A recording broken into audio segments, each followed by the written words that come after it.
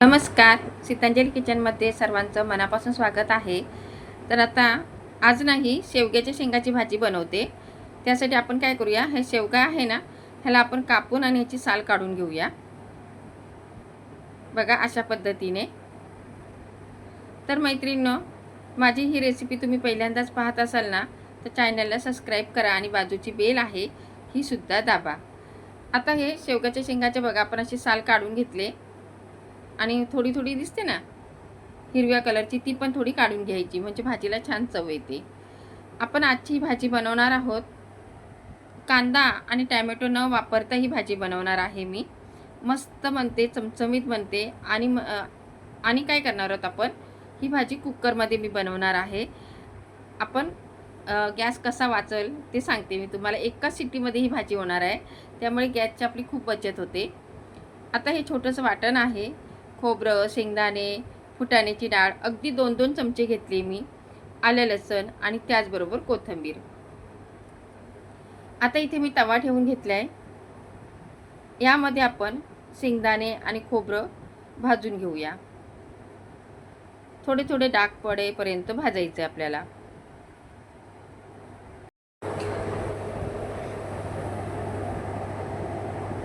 पाहू शकता मस्त असे थोडे थोडे भाजायला आले. आता त्याच्यामध्ये आपण ही फुटाण्याची डाळ आहे ना, ती पण टाकून घेऊ. ही डाळ भाजलेली असते, पण याच्यासोबत आपण हिला छान अशी गरम करून घ्यायची. आपली भाजी किती आहे त्या अंदाजाने आपण हे वाटण काढायचं आहे. मी ही भाजी आहे ना 2 ते 3 माणसांसाठी बनवते. छान भाजल्या गेले बघा खोबरं वगैरे. आता हे थंड झाल्यानंतर आपण वाटून घेऊया. आता इथे मी मिक्सरचं भांडं घेतले, त्यामध्ये आपण हे सर्व साहित्य टाकून घेऊ.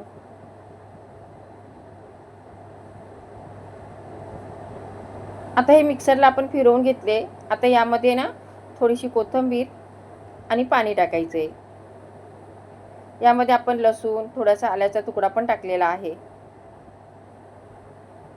आता हे अगदी बारीक वाटून घेतले बघा मी.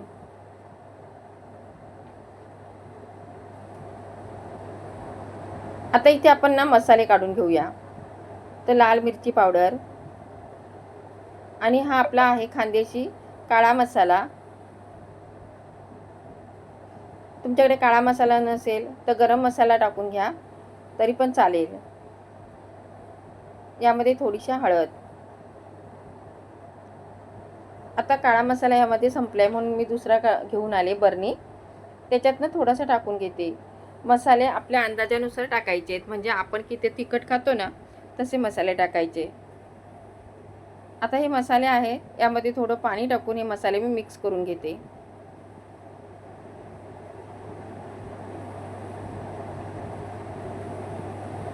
आता मसाले बघा आपण असे मिक्स केल्यामुळे काय होतं, मसाले जळत नाहीत. आपण डायरेक्ट तेलामध्ये सुके टाकले ना तर तेल जास्त जर गरम असेल तर मसाले जळतात. तर नक्की या पद्धतीने करून बघा. आता ही भाजी आपण कुकरमध्ये बनवणार आहोत, त्यासाठी मी कुकर ठेवून घेतले. यामध्ये अगदी 2 चमचे मी तेल टाकून घेते. तेल छान गरम झाले. आता यामध्ये मोहरी आणि जिऱ्याची आपण फोडणी देऊया. जिरा आणि मोहरी छान तडतडले बघा. त्यामध्ये कढीपत्ता. आता यामध्ये जे आपण मसाला टाकलेला आहे, पाणी टाकून मिक्स केलेला, हा टाकून घ्यायचा. अशा पद्धतीने मसाले टाकले ना तर जळत नाहीत. आता हे जे वाटण आहे हे सुद्धा आपण टाकून घेऊया. वाटण आणि मसाला सगळं छान असं तेल सुटेपर्यंत मिक्स करून घेऊया.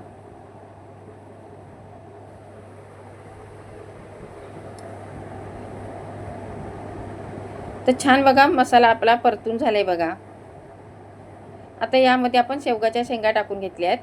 आता तुम्हाला इथे एक बटाटा टाकायचा असेल ना तर बटाटा पण टाकू शकता.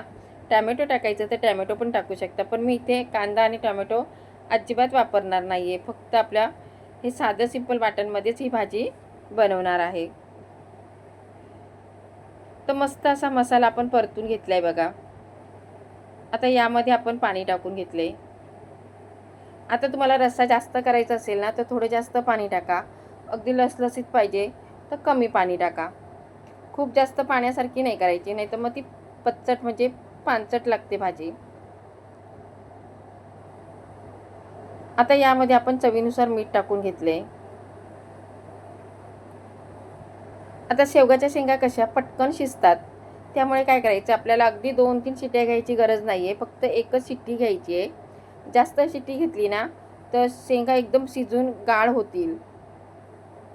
मी इकडे आहे ना तांदळाची भाकरी पण करून घेत आहे.